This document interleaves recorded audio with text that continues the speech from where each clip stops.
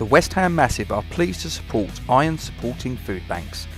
They are a group of West Ham fans and friends inspired by the work of other football food banks around the country.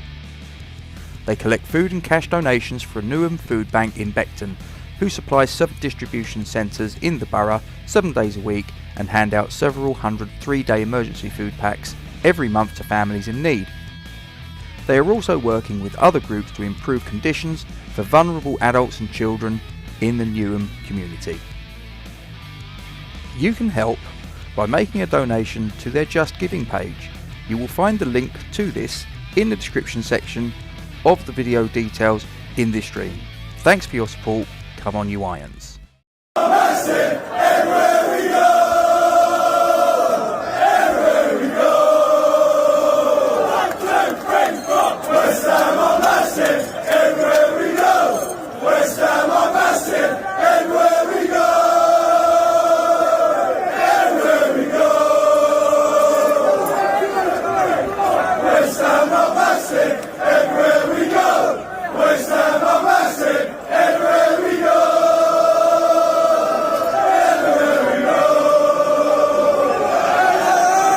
Hello and welcome to the West Ham Massive. Thank you for joining me, and please don't forget to drop a like on this stream.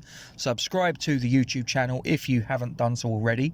Make sure you hit the notification bell for alerts on all content. Don't forget to click all as well. And we thank you very much indeed for your support. I'd also like your support in the way of comments at the section below once I've given you my take on the goings on in West Ham United's world. So, I was watching Gonzo's video on the Hammers Chat forum channel earlier. Very good, very informative piece, as is always the case. If you haven't seen it, please feel free to pop across, have a watch of it, and get a little bit of context as to my ramblings as well. It's come out that Darmef Chef of Sky Sports News has put it out there, and I'm paraphrasing here, that basically it's pretty much nailed on that the next person that will be taking on West Ham United as far as first team matters are concerned is not going to be the traditional British manager like in the David Moyes mould. It's going to be more of a continental first team coach. To be honest, this is not really a shock to me. I think that when Tim Steidten first walked through the door, and obviously I was aware that he was coming in, he was whether you call him a sporting director, technical director, director of football, whatever the terminology is, he's basically the guy that has the power of sanctioning transfers in, transfers out, the negotiations and all the rest of it.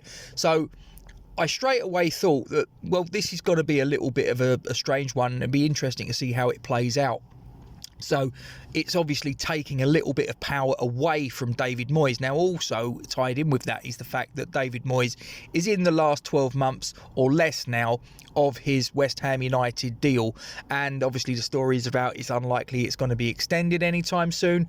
So I think that you can probably read between the lines that it looks pretty certain that we're in the final straight as far as David Moyes' time as West Ham United manager is concerned. Now, there'll be some people out there that will be heartened by that fact. There'll be some people that are crestfallen.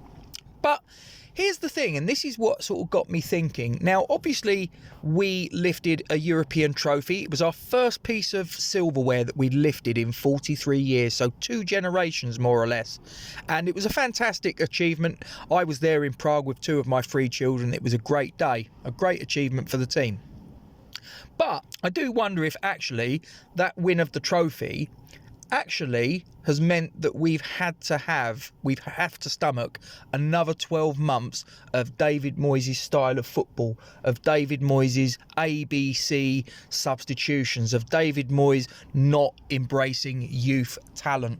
All the things that we bash him for, all the things that infuriate us about David Moyes, we have to stomach another 12 months because we had that night in Prague where we lifted our first trophy in 43 years.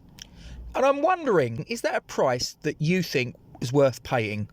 So, in other words, would you have been happier if we'd have not picked up the trophy in Prague, if it had have meant that we could have got David Moyes out of the door? I think that once he lifted that trophy, there was absolutely zero chance that David Sullivan was going to pull the trigger on our first manager to win a trophy in 43 years, because visually it looks very poor. I don't think it would have reflected very well on David Sullivan. I think it would have made the club, the fans to a degree, look very, very bad indeed. That our thanks for getting a trophy in the cabinet for the first time in 43 years to the manager that had been at the helm when that was achieved was his P45. I think it looks very, very poor optically. Now, so I wonder whether actually, would it have actually been more beneficial for West Ham in the long term to have actually lost that game against Fiorentina? And as I say, I'm saying that as someone that was there in Prague with two of my 3 children, and I had a fantastic night. But I just wonder, for the greater good, would it have actually served West Ham's interests to lose that game against Fiorentina? Now, that might be quite a controversial thing, and I'm only asking a question. I'm not saying what my thoughts or opinions are on it just yet. I'm just saying, would it have actually been better for us, right, for where we find ourselves right here, right now, in mid-November of 2023, several months after the Prague game, would we have been better off in the long term losing that game, waving David Moyes off out of the door after coming up short in the final, and getting a head coach in that could have worked under Tim Steidten, a harmonious relationship? Would we have been better off? And if the answer to that is no, then I guess we're probably going to have to swallow the football that we're going to be served up for the remainder of David Moyes' time. Which, for me, I've already been on record to say that I find it quite beige, I find it quite boring, I find it very strange that there is a counter-attacking team that's actually quite slow and ponderous, and the substitutes are all pretty much the same. You can probably name the substitutes to come on, the times that they come on, and the fact that he doesn't embrace the youth that we've got, and we've got some real talent in the youth team, I think it's fair to say. So, where do you stand on this? Are you happy that we have the European trophy, and it means that David Moyes, we've got until at least the end of this season? But would we have been better off losing that game against Fiorentina, I ask myself, which would have meant that we could have then pulled the trigger on David Moyes a lot more readily than you could ever do against someone that's actually lifted the club's first trophy in 43 years. Would you have rather lost that game in Prague earlier this year if it had meant that David Moyes would have been waved off out of the door, never to return to London Stadium again? You got the comment section below. Get stuck into it. Let me know your thoughts. As always, ladies and gentlemen, thanks for watching. Don't forget to drop a like on the stream, subscribe to the YouTube channel, hit the notification bell, click all, and thank you very much indeed for your support, ladies and gentlemen.